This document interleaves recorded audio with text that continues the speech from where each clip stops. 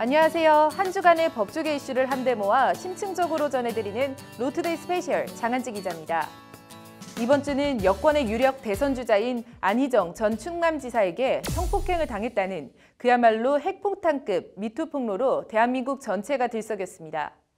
안 전 지사 폭로를 둘러싼 법적 쟁점 등을 심층 리포트와 김수현 변호사의 이슈 속 법과 생활로 정리해봤습니다. 심층 리포트부터 보시겠습니다. 더불어민주당 대선 경선 주자 출신 안희정 충남지사에게 8개월간 4차례 성폭행을 당했다는 핵폭탄급 미투가 터지면서 그야말로 메가톤급 파장을 낳고 있습니다.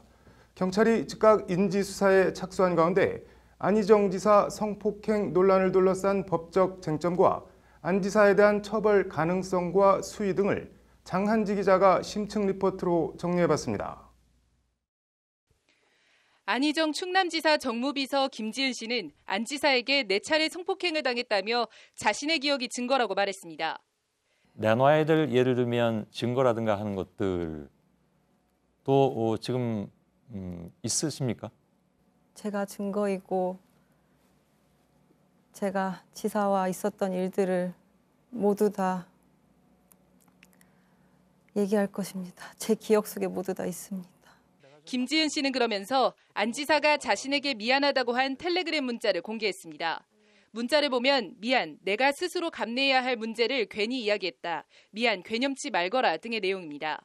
문자만 보면 성폭행에 대한 사과로 보긴 애매하고 뭔가 다른 사안에 대해 신경 쓰지 말라는 내용처럼 보이기도 합니다. 결국 수사는 거의 전적으로 김지은 씨와 안희정 지사의 진술에 의존해야 할 것으로 보입니다. 객관적인 증거가 없는 성폭행 사건의 경우 피해자 진술의 구체성과 일관성이 유무죄 판단의 절대적 요소로 작용합니다. 이른바 직접 경험하지 않고서는 알거나 묘사하기 힘든 진술일 경우 직접 증거가 없어도 성폭행 유죄 판결을 내리는 게 우리 법원의 경향입니다.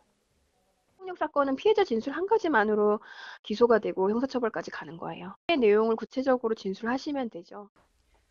하지만 진술이 구체적이지 않거나 상대방이 폭행이나 협박 등 위력을 행사한 정황이 없으면 성폭행 혐의는 무죄가 나올 수도 있습니다. 그러나 이 경우에도 업무상 위력에 의한 간음죄가 적용될 수 있습니다. 업무상 위력에 의한 간음은 업무, 고용 기타 관계로 인하여 자기의 보호 또는 감독을 받는 사람에 대하여 위계 또는 위력으로 간음할 때 성립하는 범죄입니다. 이 경우 현직 도지사와 정무비서라는 관계 자체를 업무상 위력의 관계로 볼 수 있느냐, 즉 별다른 협박이나 물리력의 행사가 없어도 저항할 수 없었느냐가 유무죄 판단의 핵심 쟁점입니다. 이런 업무상 상하 간 관계, 이런 관계에 있어서는 협박이 없다 하더라도 불이익을 준다든가 내지는 어떤 그 인사상 불이익이라든가 그런 것들이 있을 가능성이 있다면 그것이 이제 하나의 우위력이라고 그러죠. 그러니까 우위력이라고. 업무상 위력에 의한 간음죄는 5년 이하 징역 또는 1,000만 원 이하 벌금에 처해집니다. 경찰은 성범죄 친고죄가 폐지된 만큼 경무관인 충남경찰청 2부장이 직접 내사에 착수했습니다. 합의에 의한 관계였다는 비서실의 입장은 잘못이다. 모두 다 제 잘못이다라고 자신의 SNS를 통해 밝힌 안희정 지사는 현재 연락 두절 상태입니다. 경찰은 김지은 씨를 상대로 진술을 듣는 한편 모두 다 제 잘못이라는 안희정 지사의 발언의 취지와 성폭행 여부 등을 조사할 방침입니다. 오늘 청와대 국민청원 게시판엔 안희정 처벌을 촉구하는 청원이 오후 5시 현재 130건 넘게 쇄도하는 등 파문이 일파만파 번지고 있습니다. 여권의 유력 대선 주자의 성폭행 논란 파장과 여파가 어디까지 어떤 방식으로 확산될지 지금으로선 가늠조차 힘들어 보입니다. 법률방송 장한지입니다.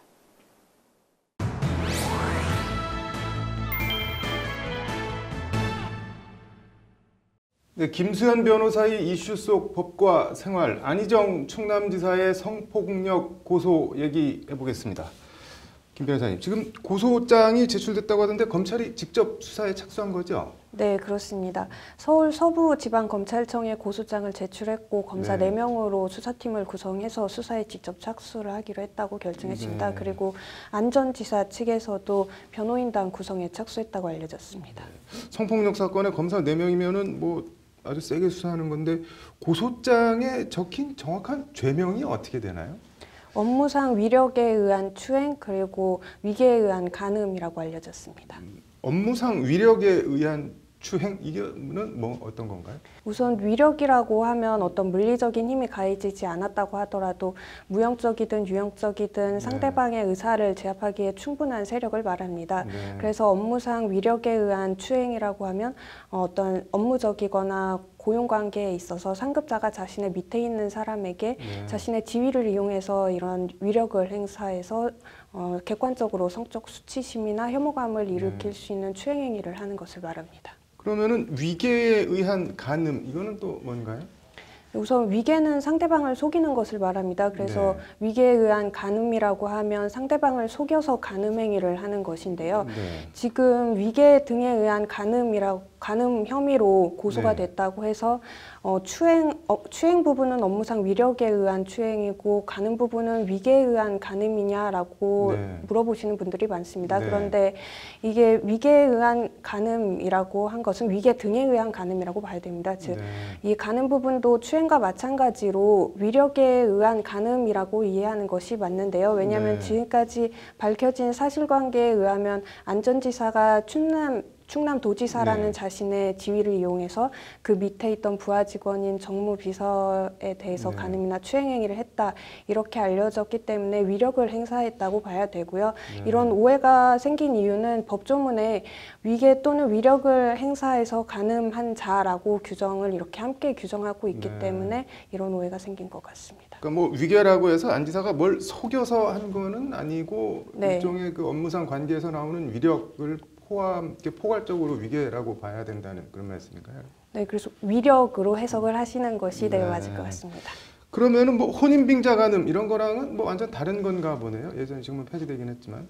네, 혼인 빙자 간음은 쉽게 말해서 너랑 나랑 결혼하자 그러니까 성관계를 네. 가져도 된다 이렇게 상대방을 속여서 간음 행위를 한 경우에 성립을 했었는데요. 네. 즉 정황을 속이는 것입니다. 성관계를 갖게 되는 네. 그런 정황을 속이는 것인데 이 위계에 의한 간음죄는 성관계 자체를 속이는 것입니다. 즉 이게 굉장히 좀 헷갈리실 네. 수가 있는데요. 즉 성관계 하는 것 자체를 속여야 되는 것이라서 사실 성립하기가 굉장히 어렵습니다. 예를 들면 어떤 종교식을 빙자해서 네. 이거는 신의 은총을 받는 행위다.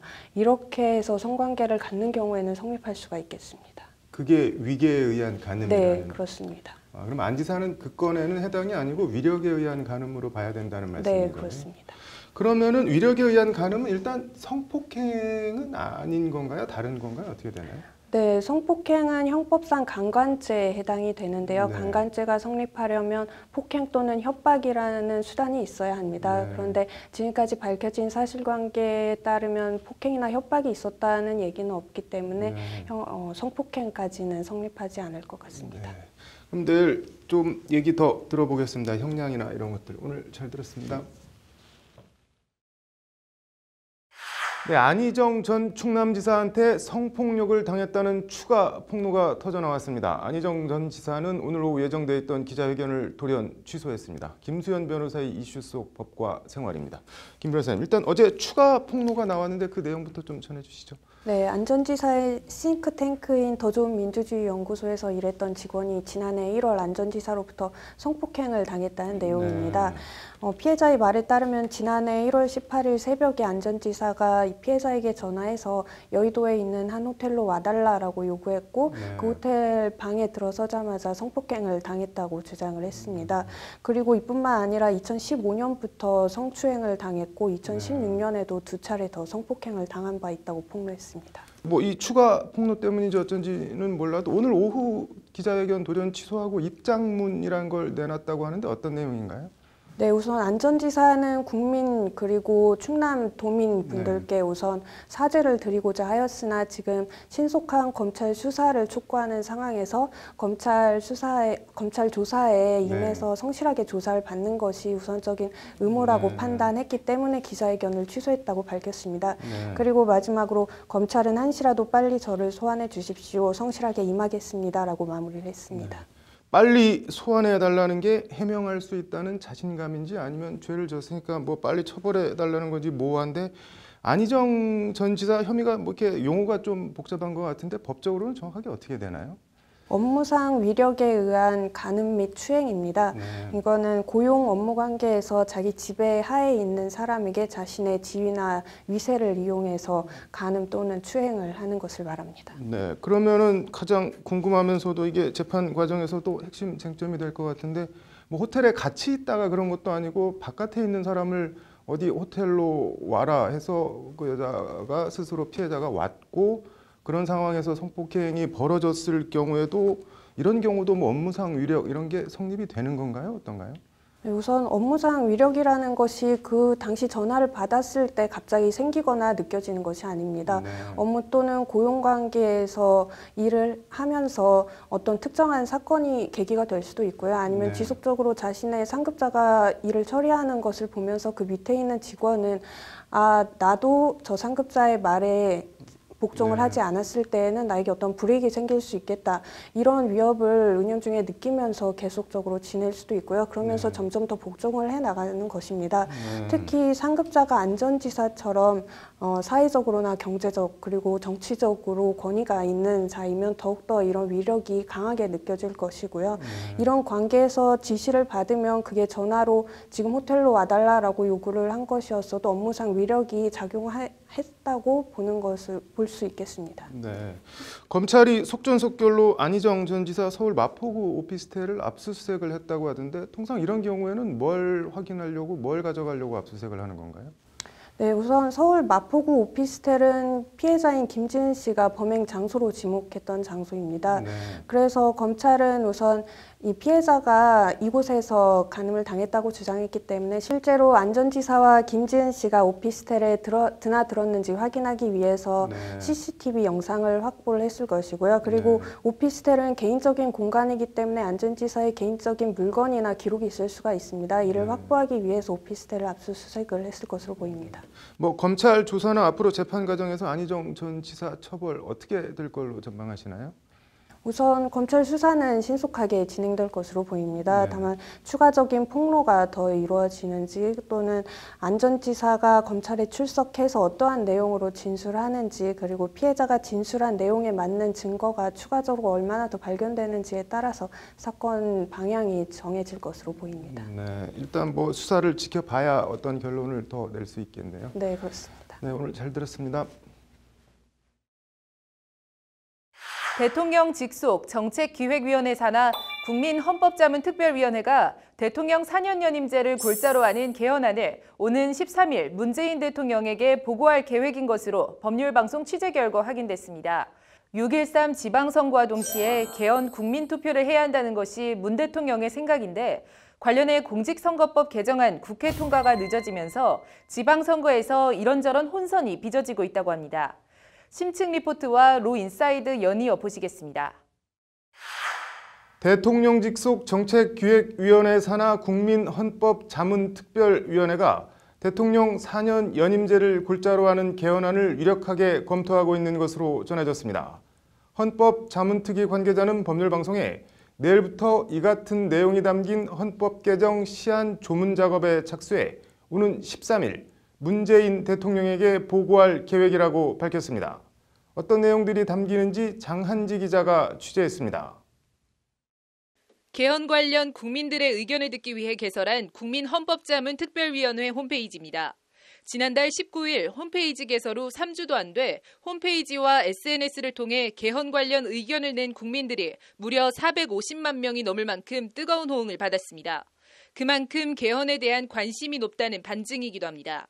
전문가와 각계각층의 다양한 의견을 수렴한 헌법자문특위는 개헌안에 담길 정부 형태로 대통령 4년 연임제를 유력하게 검토하고 있습니다.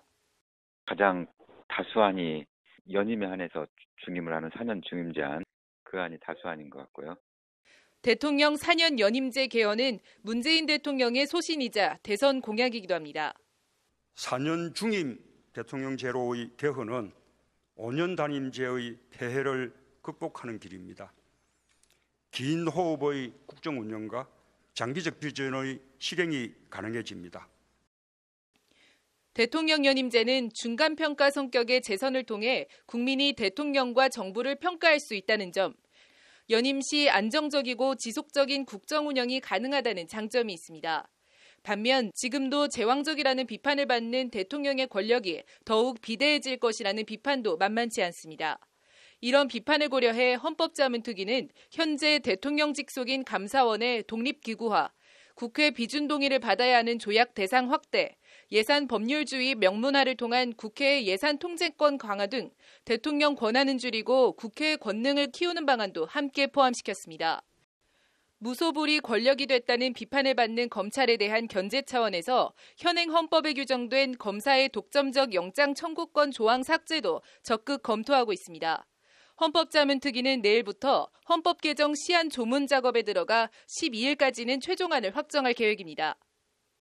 12일 날 의원의 자문안은 아마 확정될 것으로 알고 있는데요. 13일 날 정도 보고가 예정돼 있거든요. 안을 공개한다거나 또는 내용을 밝힌다거나 이런 부분은 청와대에 6.13 지방선거와 동시에 개헌 국민투표를 하려면 일정상 이달 하순까지는 개헌안이 발의돼야 한다는 게 헌법자문특위의 설명입니다.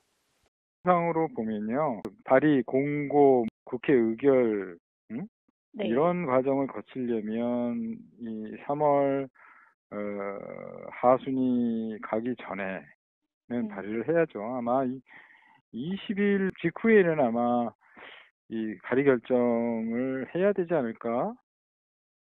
국회 개헌특위 논의가 지지부진한 가운데 일정을 감안하면 청와대발 개헌안이 사실상 유일한 개헌안이 될 가능성이 높습니다. 청와대발 개헌안이 발의될 경우 공을 받아든 국회가 어떤 결정을 내릴지 주목됩니다. 법률방송 장한지입니다.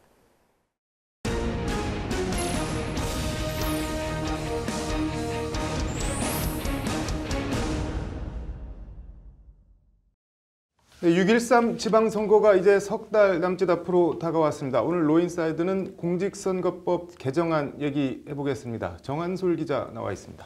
정 기자, 공직선거법 개정안이 그제 국회 본회의를 통과했다고 하는데 어떤 내용인가요? 네, 지방선거 광역의원과 기초의원 선거구를 일부 조정하고 네. 또 의원 정수도 일부 재조정했습니다. 네. 이에 따라 시도 광역의원 정수는 현행 663명에서 690명으로 27명이 일어났고요. 네. 또 일선 시군구의 기초의원 같은 경우도 정수가 지금보다 29명이 늘어났습니다. 네. 일단 공직선거법이 본회의를 통과한 건 다행인데 좀 많이 늦은 거죠? 네, 원래 공직선거법상 네. 선거구는 선거일 6개월 전까지 획정해야 합니다. 네. 공직선거법 24조를 보면 네. 자치구, 시, 군의원, 선거구 획정위원회는 선거구 획정안을 마련해 선거일 전 6개월까지 시 도지사에게 제출하여야 한다고 나와 있습니다. 네. 네, 법대로라면 이번 6.13 지방선거 같은 경우에는 선거구가 지난해 12월 13일까지는 획정됐어야 네. 했습니다. 네. 근데 거의 3개월 가까이 늦어진 겁니다. 왜 그렇게 법안 처리가 늦어진 건가요? 네, 일단 짐작하시겠지만 네. 여야 간의 정쟁이 가장 큰 문제였습니다. 네. 공직선거법 개정이 본회의에 상정되려면 먼저 국회 헌법 개정 및 정치개혁특별위원회를 거쳐야 합니다. 네. 네, 그런데 개헌 문제를 놓고 여야 간 이견과 네. 고성이 오가다 보니 이 논의가 제대로 되지 않았고요. 네. 또 일부 의원들이 자기 지역구의 광역의원이나 기초의원의 수가 줄어들면 안 된다고 지역 이기주의 고집을 부리는 네. 바람에 결국 2월 임시국회 마지막 날까지도 개정안이 처리되지 못했습니다. 네. 뭐 전형적인 여야 정쟁이랑 지역 이기주의 때문에 처리가 늦어졌다는 거네요. 네, 관련 법에 따라서 지난 2일부터 6.13 네. 지방선거 예비 후보자 등록이 시작됐습니다. 네. 그런데 선거구가 획정되지 않은 상태에서 예비 등록이 시작되다 보니 네. 여기저기서 혼선과 볼멘 소리들이 터져나오고 있고요. 네. 또 국회는 결국 지난 5일에 원포인트 본회의를 열어서 네. 이 공직선거법 개정안을 처리했습니다. 뭐 부랴부랴 처리했는데 통과가 늦어진 거 말고 다른 부작용은 뭐 없나요? 네, 일단 예비 후보 등록에 차질이 생겼습니다. 네. 지난 2일부터 선거구가 획정되지 않은 채로 예비 후보자 등록이 시작됐는데요.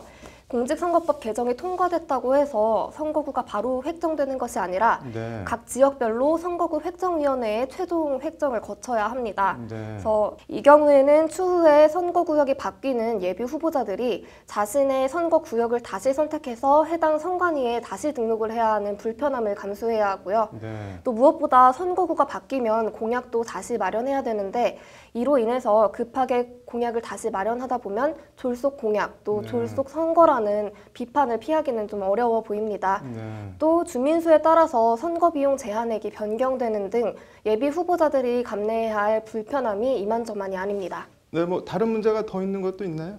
네, 민주주의의 선거 원칙 중에 네. 투표 가치의 등가성이라는 게 있습니다. 네. 쉽게 말해서 돈이 많든 적든 그리고 많이 배웠든 덜 배웠든 네. 한 표를 행사하면 그 한 표의 가치는 모두 똑같다는 건데요. 네. 현실적으로는 선거구와 유권자 수가 모두 달라서 이 투표 가치의 등가성이 완벽하게 성립할 수는 네. 없습니다. 네, 쉽게 말해서 유권자가 10명인 선거구에서 선거를 하면 네. 한 표에 10분의 1만큼의 영향력을 행사할 수 있는 건데요. 네. 유권자가 100명인 선거구에서 투표를 하게 되면 네. 100분의 1만큼의 영향력밖에 발휘할 수 없기 때문에 네. 이 선거 투표 가치의 등가성에 위배가 됩니다. 네. 이 때문에 선거구 간 인구 편차가 너무 심하지 않도록 헌법재판소가 2014년 10월 국회의원 선거구 간 인구 편차를 최대 200% 이내로 해야 한다고 결정한 바 있는데요. 네.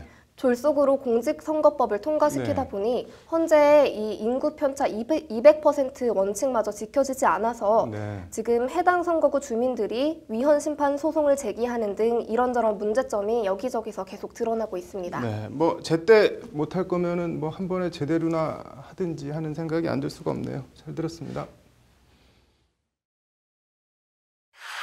이마트 등 대형마트 의무 휴업일 지정 등을 규정한 유통산업발전법이 위헌이라며 대형마트들이 낸 위헌 소송 헌재 공개 변론이 열렸습니다. 헌재 앞에선 소상공인과 시민단체들이 대형마트들을 규탄하는 기자회견을 열었습니다. 어느 쪽 주장이 타당할까요? 보물 1호인 동대문에 불을 지르려 한 방화 미수범이 잡혔습니다. 꼭 10년 전 국보 1호 남대문이 방화로 전소됐는데 가슴 철렁하게 하는 소식입니다. 문화재 방화 관련 처벌 알아봤습니다. 법률방송 현장기획과 이슈플러스 보시겠습니다.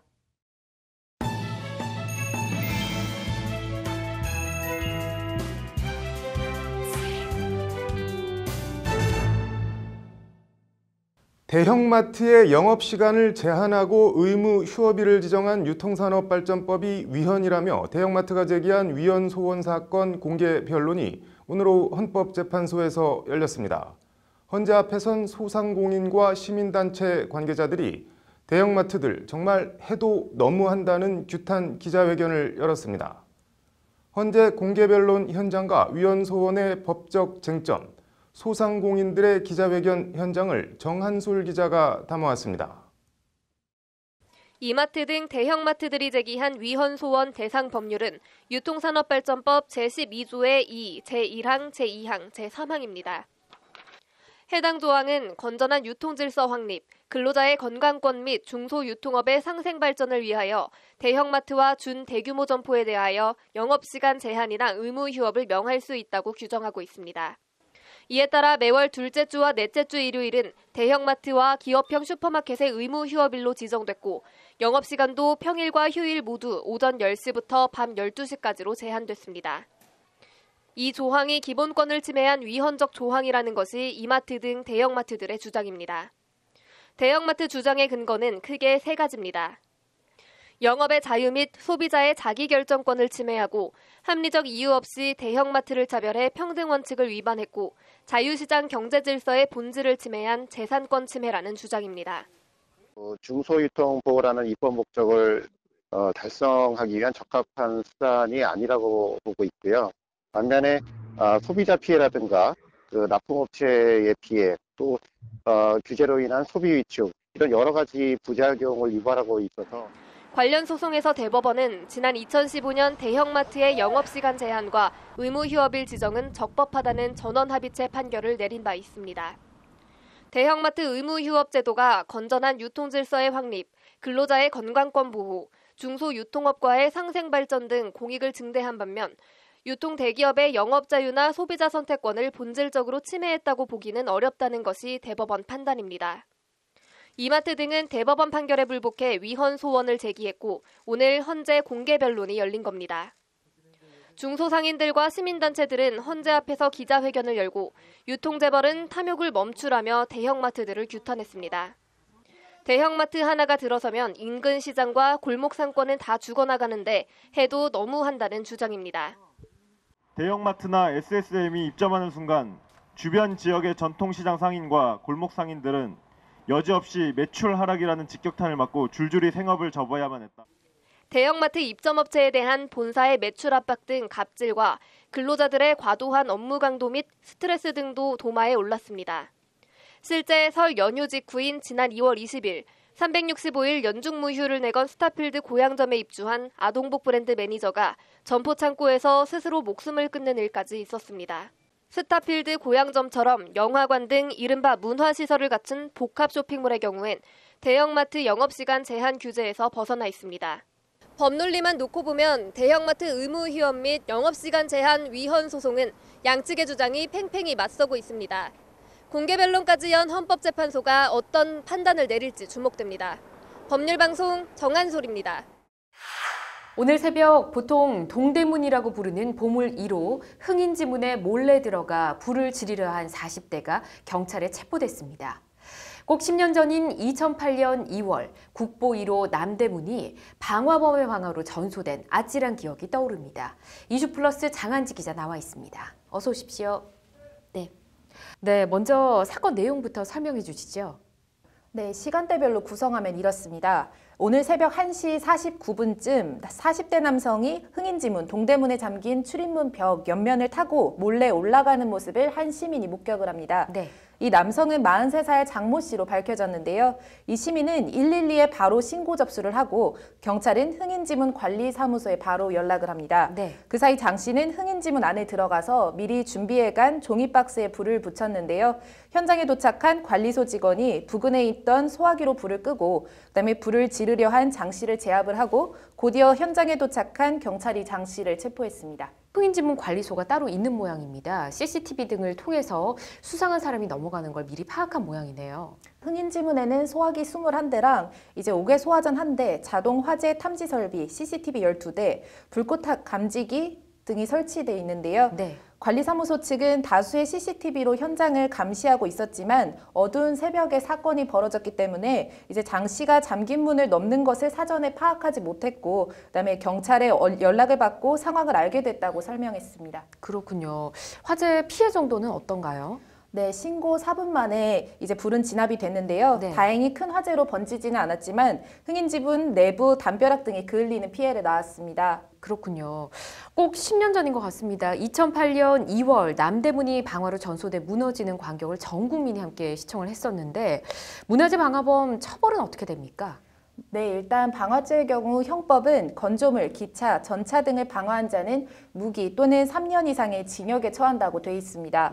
결코 가볍지 않은 형량인데요. 형법은 특히 사람을 상해에 이르게 하면 무기 또는 5년 이상의 징역, 사망에 이르게 하면 사형까지도 가능하게 돼 있습니다.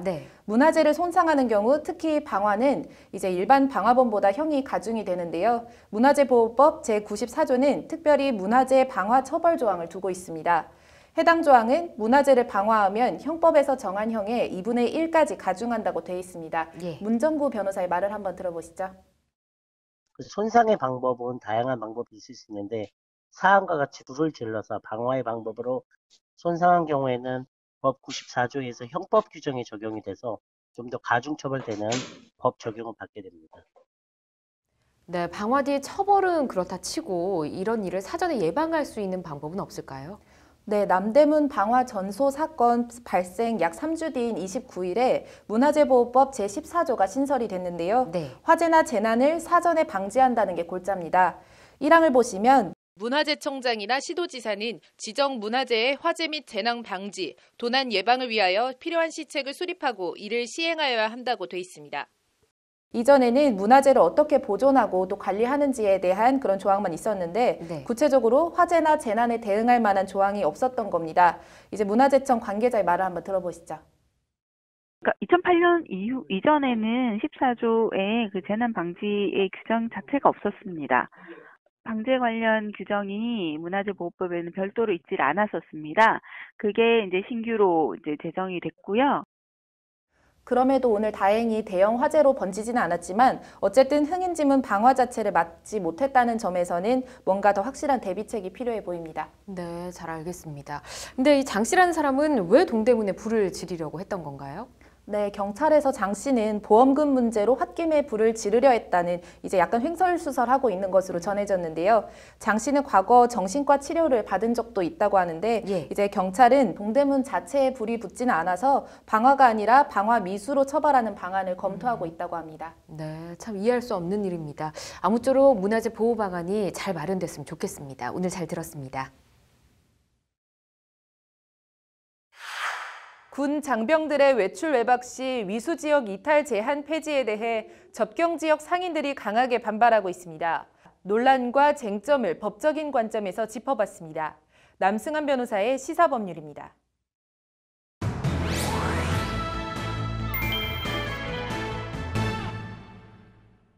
네, 군인들 외출 외박 나갈 때 이른바 위수지역 이탈 제한 폐지 논란이 뜨겁습니다. 남승환 변호사의 시사법률, 오늘은 이 얘기 해보겠습니다. 남 변호사님, 먼저 위수지역이 뭔지 좀 설명을 해주시죠. 네, 이 군 부대에서 작전 지역 또는 뭐 관할 지역을 말합니다. 지금은 이제 외박이나 외출을 할 때 그 제한하는 지역, 그 외박 외출이 가능한 지역까지를 이제 위수지역이라고 하고 있습니다. 이거 뭐 외출 외박에 군 작전 지역인 위수지역을 적용한 건 뭐 때문인가요? 네, 이게 비상시에 즉각 부대에 복귀하도록 하기 위한 것입니다. 그러니까 비상 소집이 가능하도록 하기 위한 제한 조치입니다. 네, 이게 뭐 전군에 적용되는 건가요? 어떤가요? 육군에 적용되고요. 육군 중에도 이제 접경 지역에 적용되고 해병대 중에 일부에 적용됩니다. 뭐 공군하고 해군의 경우에는 위수 지역 제한이 없습니다. 예전에 안철수 지금 대표가 뭐 위수 지역 위탈했다 뭐 이런 얘기를 받았는데 사실 해군이었기 때문에 뭐 관련이 없는 얘기였습니다. 근데 위수 지역 이게 지금 왜 이렇게 논란이 되고 있는 건가요? 군 적폐청산위원회가 적폐로서 청산해야 될 내용 중에 하나로 이것을 지적했습니다. 그래서 외출 외박 시에 위수 지역을 제한하는 것을 폐지할 것을 국방부에 권고했는데요. 그러다 보니까 이제 위수 지역 상인들이 극렬히 반발하고 있습니다. 왜냐하면 뭐 군인들이 외출하고 외박 왔을 때 그 군인들의 가족이나 뭐 연인들 뭐 이런 사람들로 인해서 상권이 활발했었는데 이제 이게 좀 어려워졌다 이런 얘기거든요. 뭐 아주 극단적으로는 예전에 외출 외박했던 군인들이 집단으로 폭행을 당한 적이 있었습니다. 고교생들에게. 그래서 뭐 군인 한 명은 전치 6주가 나오는 큰 상해를 입었는데 군인들이 뭐 민간인들하고 엮이면 큰일 난다 이런 것 때문에 참고 있었거든요. 그런 일이 생기니까 해당 부대장이 장병들의 외출 외박을 아예 제한해 버렸습니다. 그 무렵까지 상인들이 그 부분에 대해서 전혀 관심이 없다가 당장 큰 문제가 생기니까 나서서 그 폭행을 했던 학생들을 스스로 잡아서 뭐 이제 사과하고 이런 일이 생기고 외출 외박이 풀리기도 했습니다. 네, 그러면은 이게 국방부가 외출 외박 위수 지역 적용 폐지를 그냥 받아들이기만 하면 되는 건가요? 뭐 따로 네, 그렇습니다. 상당히 사실은 간단합니다. 군인의 지휘 및 복무에 관한 기본법에 비상소집 관련해서 이런 조항이 있는데요. 그러니까 장성급 지휘관이 이동 지역을 제한할 수 있도록 해놨습니다. 그러니까 지금 현재는 장성급 지휘관이 이동 지역 제한한 걸 풀기만 하면 되니까요. 뭐 군령 하다를 통해서 풀어도 되고 뭐 그렇게 어렵지 않은 상황입니다. 제가 90년대 초에 강원도 양구에서 근무를 했었는데 이 새로 부임한 군수가 사단장한테 인사를 가는 게 관례였는데 뭐 때문인지 모르겠는데 안 갔더니 이 사단장이 군인들 외출 외박 휴가 전면 통제해버리니까 지역 상인들이 들고 일어나서 군수가 딱 2주 만에 백기 들고 인사를 오던데 이건 뭐 어쨌든 그만큼 접경 지역 상인들한테는 말 그대로 생사가 달린 문제인 것 같은데 내일 관련 얘기 조금 더 들어보겠습니다. 네, 군 위수 지역 외출 외박 적용 폐지 논란 남승환 변호사의 시사법률 어제에 이어 이 얘기 더 해보겠습니다. 남 변호사님, 이게 지금 외출 외박 위수 지역 적용 법적 근거가 어떻게 되는지 다시 한번 좀 설명을 해주시죠. 네, 어제 말씀드린 바와 같이 군인의 지휘 및 복무에 관한 기본법에 정해져 있습니다. 그러니까 비상 소집할 경우에 부대장이 지역을 제한할 수 있는 뭐 그런 조항에 근거합니다. 이게 보니까 장성급 지휘관이라고 돼 있던데 그럼 뭐 해당 지역 사단장이나 군단장을 지칭하는 걸 텐데 그럼 일선 연대나 대대 이런 데는 어떻게 위수 지역을 누가 어떻게 지정을 하나요? 지금 이제 부대관리 훈령이라는 것이 있는데요. 그 부대관리 훈령에 의하면 그 지역적 또는 시간적 제한을 고려해서 지휘관이 정한다 이렇게 하고 있어서 부대 지휘장, 뭐 일선 대대장이나 뭐 군대 연대장 등이 정할 수 있는 것으로 되어 있습니다. 네.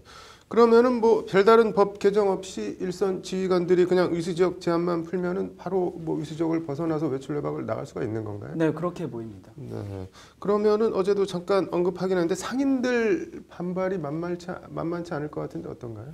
상인들은 어제 말씀드린 대로 뭐 생계가 걸린 문제다 이렇게 보고 있는 것 같습니다. 네. 그 위수 지역 제한 때문에 외출 외박할 때 그곳에만 머물던 군인들 또는 군인들을 찾아오는 가족들, 뭐 친지들, 연인들 뭐 이런 분들로 인한 수입이 상당했는지 모르겠지만 그것에 상당히 의존했던 것으로 보여서 그것이 확 줄어들 것이다 이렇게 보고 있는 것 같습니다. 네.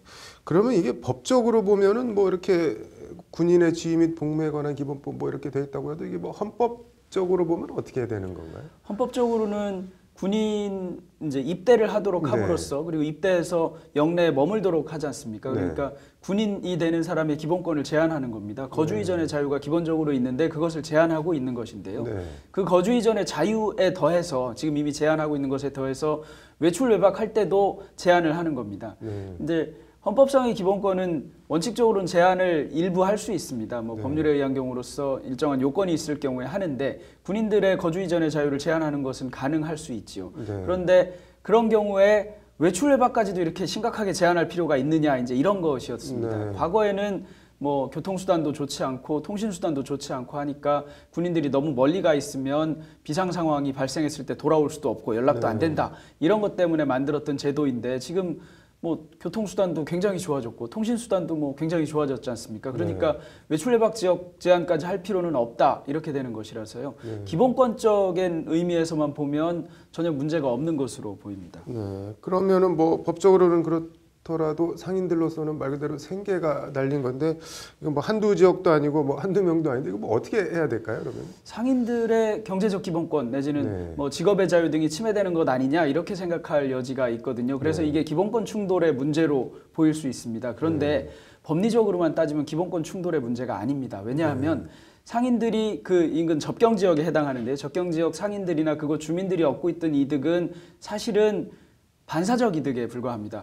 군인들의 위수 지역을 제한하는 이유는 안보적인 이유 때문에 그런 거거든요. 그러니까 그곳 상인들의 경제를 부흥시켜주기 위해서 위수 지역을 제한한 게 아닙니다. 그러니까 안보 때문에 제한했던 것을 풀었는데 마침 그러는 통에 이분들의 그 뭐 경제적 이익이 좀 침해되고 있는 거거든요. 그러니까 보호해야 되는 또는 기대 가능한 보호 이익은 원래는 아닙니다. 그런데 다만 우리나라의 어떤 특수한 상황, 뭐 종전도 아닌 휴전 상황이 이렇게 오래 지속되고 있는 상황에서 수십 년, 거의 100년 가까이 경제적 기본권이 침해되고 있는 분들을 위해서 다른 조치를 국가가 해야 될 필요는 있는 것 같습니다.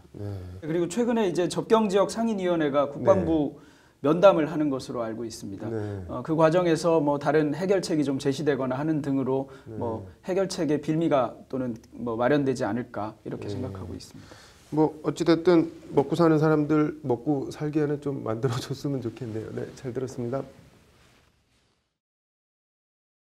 박근혜 전 대통령과 최순실 씨에게 거액의 뇌물을 건넨 혐의의 이재용 삼성전자 부회장 상고심 재판이 대법원 3부에 배당됐습니다. 대법원 3부 대법관들의 면면과 이 부회장 변호인 반응, 전원 합의체 회부 여부 등을 심층 취재했습니다. 심층 리포트 보시겠습니다.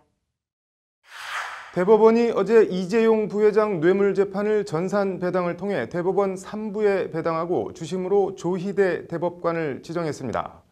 이재용 부회장 변호를 맡은 법무법인 태평양은 자신들의 법리가 탄탄하다며 상고심에 강한 자신감을 나타냈습니다. 대법원 3부 소속 대법관들의 면면과 이 부회장 재판이 3부에서 끝날지 대법관 전원 합의체로 넘어갈지 장한지 기자가 심층 리포트로 전망해봤습니다. 대법원 3부는 현재 조희대, 김창석, 김재형, 민유숙 이렇게 4명의 대법관으로 구성돼 있습니다. 조희대 대법관과 김창석 대법관은 연수원 13기 동기이고 김재형, 민유숙 대법관은 연수원 18기로 주심인 조희대 대법관보다 5기수 후배입니다. 조희대, 김재형, 민유숙 대법관은 서울대 법대를 나왔고 김창석 대법관은 고려대 법대 출신입니다. 주심을 맡은 조희대 대법관은 삼성 관련 재판과 여러 차례 인연이 있습니다. 서울고법 부장판사 시절인 2007년 삼성 에버랜드 전환 사채 업무상 배임 사건을 맡아 박노빈 에버랜드 사장 등에게 1심보다 무거운 징역 3년에 집행유예 5년 및 벌금 50억 원을 선고했습니다. 조희대 당시 서울고법 부장판사는 판결문에서 에버랜드 전환 사채 발행의 목적은 이재용에게 전환 사채를 몰아줘 회사 지배권을 취득하게 한 행위라며 이재용 부회장이 최종 수혜자임을 분명히 했습니다. 에버랜드 전환 사채 발행은 이 부회장의 지배권과는 상관없다는 1심 판결을 정면으로 뒤집은 겁니다. 조희대 대법관은 또 지난 2015년 12월엔 4대강 사업 입찰 담합 혐의로 기소된 삼성물산에 대한 상고심 주심을 맡아 공정위의 과징금 부과는 정당하다며 유죄 선고를 내렸습니다. 2016년 12월엔 삼성 에버랜드 노조 부위원장 해고 무효 소송 상고심에서 징계 재량권의 한계를 벗어난 부당해고라며 해고 무효 판결했습니다. 세 차례의 삼성 관련 재판에서 단 한 번도 삼성 손을 들어주지 않은 겁니다. 이 부회장 변호를 맡은 법무법인 태평양 측은 개의치 않는다는 입장입니다. 다른 사건에서 어떤 결론을 내리는 것이 이 사건에 어떤 결론을 내릴지하고는 전혀 그에 대해서는 우리가 분석해 본 바도 없고 관심도 별로 없습니다. 반면 보수적인 성향으로 평가받는 김창석 대법관은 삼성의 우호적인 판결을 내린 바 있습니다.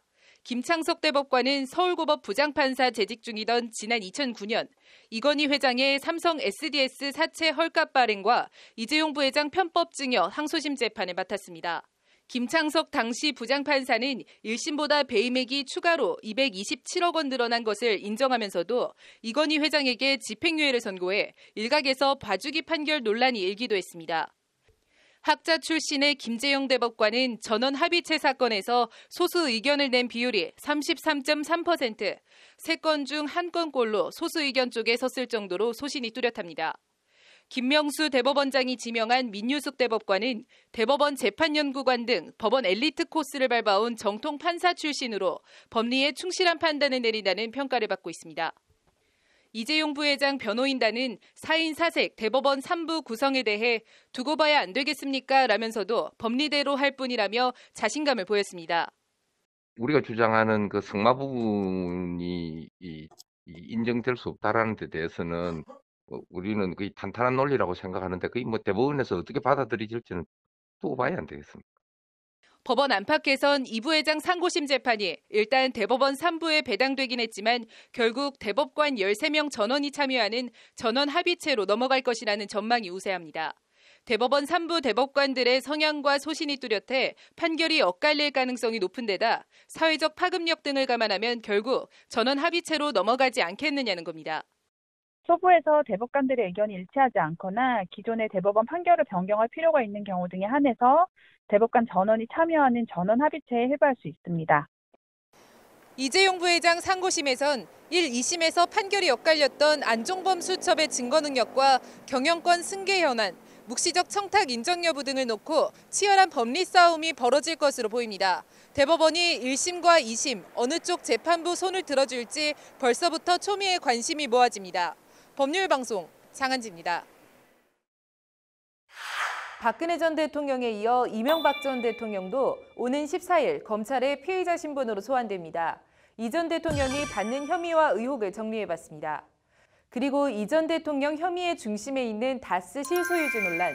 그거다 뜬 소문이라는 10년 전 이 전 대통령 발언부터 최근까지 지난 10년 다스를 둘러싼 말들을 되짚어봤습니다. 심층 리포트와 카드로 읽는 법조 함께 보시죠. 다스 실소유주 의혹 등 이명박 전 대통령을 수사하고 있는 서울중앙지검이 이 전 대통령에 대해 14일 오전 9시 30분 피의자 신분으로 출석하라고 통보했습니다. 이것저것 물어볼 게 많다는 게 검찰 입장인데 이 전 대통령 측은 검찰 소환에 성실히 응할 것이라면서도 날짜는 좀 조정했으면 좋겠다는 뜻을 밝혔습니다. 신세아 기자의 보도입니다. 검찰이 드디어 이명박 전 대통령 소환이라는 칼을 빼들었습니다. 검찰 관계자는 오늘 오후 이명박 전 대통령을 3월 14일 9시 30분 피의자로서 조사하기 위해 소환 통보했다. 그동안 진행된 수사 상황을 감안할 때 실체적 진실을 효율적이고 투명하게 밝히기 위해 이명박 전 대통령에 대한 조사가 반드시 필요하기 때문이라고 소환 날짜와 사유를 밝혔습니다. 검찰의 오늘 이 전 대통령 소환은 윤석열 서울중앙지검장의 문무일 검찰총장에 대한 이 전 대통령 수사 상황 보고 이후 결정된 것으로 전해졌습니다. 그동안 수사 경과 등을 종합하면 이 전 대통령 직접 조사를 더 미룰 이유가 없다는 판단입니다.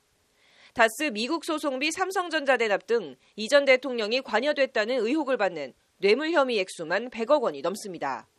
여기에 다스 100억 원대 비자금 의혹 등 조사할 내용이 방대합니다. 관련해서 검찰 관계자는 사실관계 규명을 위한 자료를 그동안 충분히 수집했고 조사할 내용이 방대하다며 여러 차례 소환 조사하는 것은 생각지 않고 있다고 말해 혐의 입증에 자신감을 보였습니다. 이 전 대통령 측은 14일은 검찰이 일방적으로 통보한 날짜여서 구체적인 소환일은 협의를 거쳐 정하기를 바라는 것으로 한다고 전했습니다. 검찰은 전직 대통령에 대한 예의를 충분히 지킬 것이지만 철저하고 투명하게 수사하는 게 무엇보다 중요하다고 거듭 강조했습니다. 검찰은 이 전 대통령이 혐의를 부인할 경우 구속영장을 청구하는 바안도 적극 검토하고 있는 것으로 전해졌습니다. 법률방송 신세아입니다. 검찰이 MB 재산관리인 이병모 청계재단 사무국장을 횡령 등의 혐의로 구속 기소하면서 이 전 대통령을 다스 실소유주로 공소장에 적시한 것으로 전해졌습니다. 10년 넘게 다스는 본인과 무관하다고 주장해온 이명박 전 대통령. 장한지 기자가 카드로 읽는 법조로 지난 10년 다스 실소유주 논란을 둘러싼 말들을 정리해봤습니다. 2007년 한나라당 대선 후보 검증 청문회, 김명곤 당시 검증위원이 이명박 후보가 다스 실소유주 아니냐며 다스 실소유주 논란을 공식 제기합니다.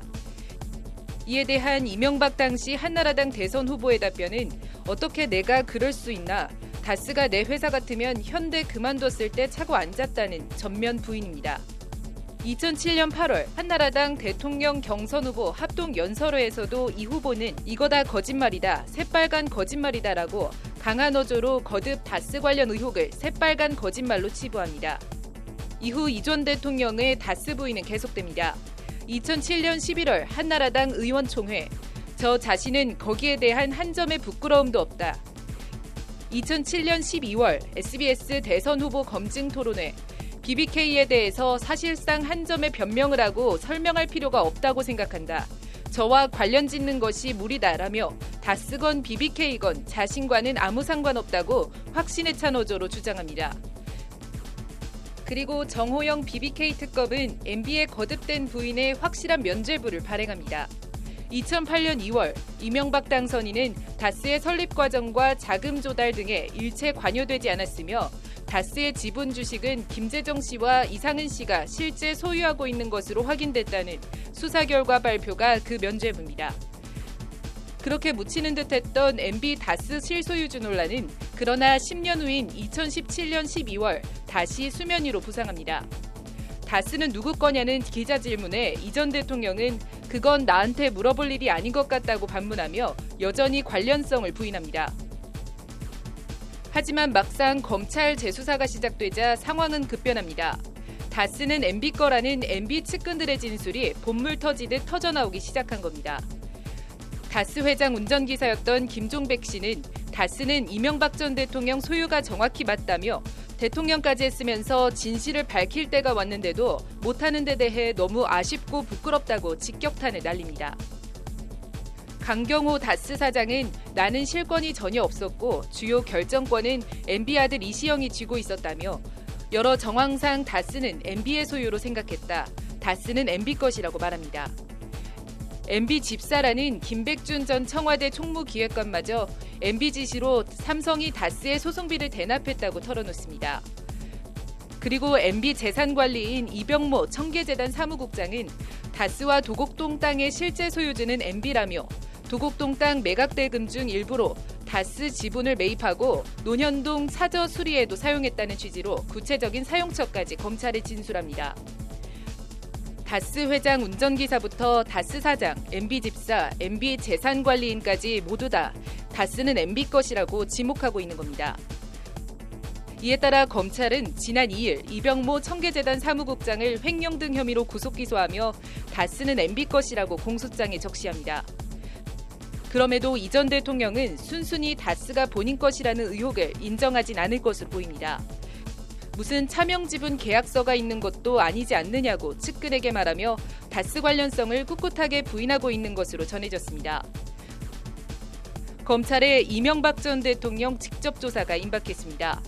묻습니다. 다스는 누구 겁니까? 카드로 읽는 법조 장한지입니다.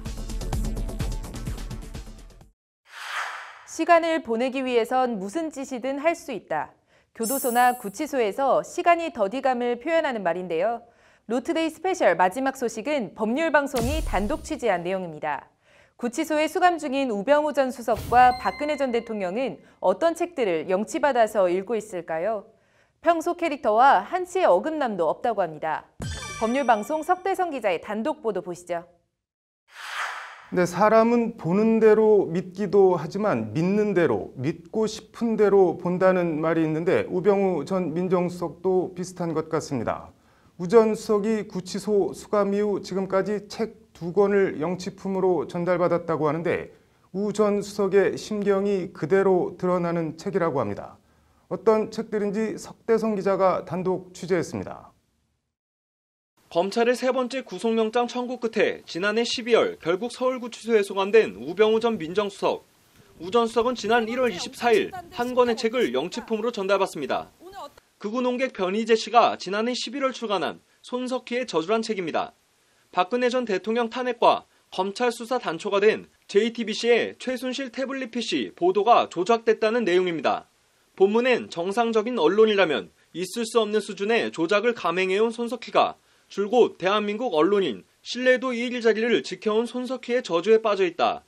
손석희의 저주는 태블릿 PC 조작 보도를 통해 박근혜 정권을 무너뜨리고 대한민국 자체도 무너뜨릴 지경에 이르렀다. 그러므로 태블릿 PC 조작 보도의 실체를 밝히는 일은 손석희 하나의 신화를 벗겨내는데 그치는 게 아니라 대한민국 전체에 걸려있는 손석희의 저주를 걷어내는 일이다 등의 내용들로 가득 차 있습니다.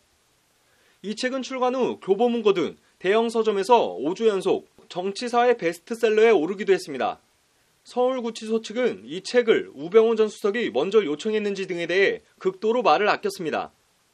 그런 부분에 대해서 우리 수용자 근황에 대해서 저희들은 말씀드릴 수가 없습니다. 그냥 생각하고 있습니다.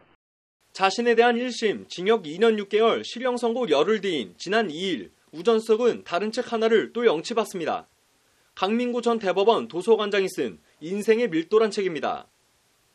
이 책은 날마다 비우고 단단하게 채우는 새로 고침의 힘이라는 부제를 달고 있습니다. 다만 일상의 영역에서부터 거대한 변화가 다가오고 있다는 것을 실감하기에 제대로 준비해야 한다는 초조함만을 가지고 있을 뿐이다 등의 내용 소개가 눈에 띕니다. 항소심을 준비 중인 우 전 수석의 지금 처지나 심경과 뭔가 묘하게 겹치는 듯합니다. 강 전 도서관장은 최근 법관 인사에서 서울고법으로 배치돼 현재 민사 29부 부장판사로 재직 중입니다. 강 부장판사는 지난 2009년 촛불 집회 재판 개입 논란을 빚은 신영철 전 대법관을 옹호하는 글을 법원 내부 통신망에 올린 직원을 격려하는 이메일을 보낸 사실이 드러나 논란이 된 바 있습니다. 당시 신 전 대법관 사태는 일선 판사들이 대거 반발하며 5차 사법파동으로 번졌습니다. 태블릿 PC 보도가 조작됐고 날마다 비우고 단단해져라 라는 책을 읽고 있는 우병우 전 수석이 항소심에서 어떤 논리로 자신의 무죄를 주장할지 궁금합니다. 법률방송 석대성입니다. 우병우 전 민정수석이 구치소에서 최순실 태블릿 PC 보도가 조작됐다는 내용의 손석희의 저주라는 책을 영치받아 읽고 있다는 소식, 법률방송에서 단독으로 취재 전해드렸는데요. 박근혜 전 대통령은 어떤 책을 읽고 있을까요? 석대성 기자가 역시 단독 취재한 리포트 보시겠습니다. 재판관 전원의 일치된 의견으로 주문을 선고합니다. 주문, 피청구인 대통령 박근혜를 파면한다. 내일이면 꼭 1년이 됩니다. 지난해 3월 10일 헌재재판관 전원 일치 의견으로 탄핵된 박근혜 전 대통령은 같은 달 31일 뇌물 혐의 등으로 구속 기소돼 지금까지 서울구치소에 수감돼 있습니다. 오늘로 수감 344일째, 박 전 대통령은 지난해 10월 추가 영장이 발부돼 구속기간이 연장되자 재판부에 대한 믿음이 더는 없다며 재판 출석도 거부하고 140일 넘게 구치소에서 두문불출하고 있습니다. 그런 박 전 대통령이 검찰 구형을 나흘 앞뒀던 지난달 23일 2권의 책을 영치받았습니다. 박 전 대통령이 영치받은 2권의 책은 궁극의 스트레칭, 다른 하나는 통증 잡는 스트레칭, 모두 스트레칭에 관한 책들입니다. 궁극의 스트레칭은 일본 정형외과 의사 나카무라 가코쿠의 저서고, 통증 잡는 스트레칭은 스포츠 재활 전문가 문은기 박사가 쓴 책입니다. 구치소 소감 후 허리 통증을 호소하며 외부 진료를 받기도 했던 박 전 대통령이 건강에 신경을 쓰는 것으로 추측되는 책들입니다. 박 전 대통령은 매일 30분씩 꼬박꼬박 운동을 하고 있는 것으로 알려졌습니다. 식사는 구치소 배식보다 주로 사과를 섭취하고 있는 것으로 알려졌습니다. 박 전 대통령은 재판을 거부하기 전에는 일본 전국 시대를 통일한 도쿠가와 이에야스의 일대기를 다룬 소설 대망과 박경리 소설 토지를 읽은 것으로 전해졌습니다. 박 전 대통령은 당초 서울구치소 여자수용실 2층 1.9평짜리 독방에 수감된 것으로 알려졌지만 2층이 아닌 1층 독방에 수감된 것으로 확인됐습니다. 허리가 안 좋다는 박 전 대통령을 배려하고 계단을 오르내리다 혹시 있을지 모를 불상사 등을 고려한 구치소 측의 조치로 풀이됩니다. 박 전 대통령은 또 법무부에서 지급된 국가 매트리스를 쓰고 있지만 담요는 개인적으로 구입한 3만 원짜리 사제 담요를 사용하고 있는 것으로 전해졌습니다. 구치소 규율상 독거실은 수감자 자살 방지를 위해 CCTV가 설치돼 있지만 박 전 대통령 독방은 예외로 CCTV를 설치하고 있지 않습니다. 박 전 대통령은 박지만 회장 등 가족 접견도 거부하고 있고 그나마 유일한 통로였던 유영하 변호사도 근래 접견하지 않고 있는 것으로 전해졌습니다. 2018년 3월 10일, 내일은 박근혜 전 대통령이 탄핵된 지 꼭 1년이 되는 날입니다. 서울구치소 측은 내일 재소자들을 위해 2월 10일자 KBS 불후의 명곡을 틀어준다고 밝혔습니다. 틀어줄 노래는 임창정의 그때 또다시, 변진섭 그대 내게 다시, 솔리드의 이 밤의 끝을 잡고 이런 노래들입니다. 법률방송 석대성입니다. 3월 중순으로 접어들고 있지만 아침 저녁으로 아직은 꽤 쌀쌀합니다. 환절기 건강 조심하시길 바랍니다. 한 주간 법조계 뉴스와 그 이면을 분석하는 로투데이 스페셜, 오늘은 여기까지입니다. 시청해주셔서 고맙습니다.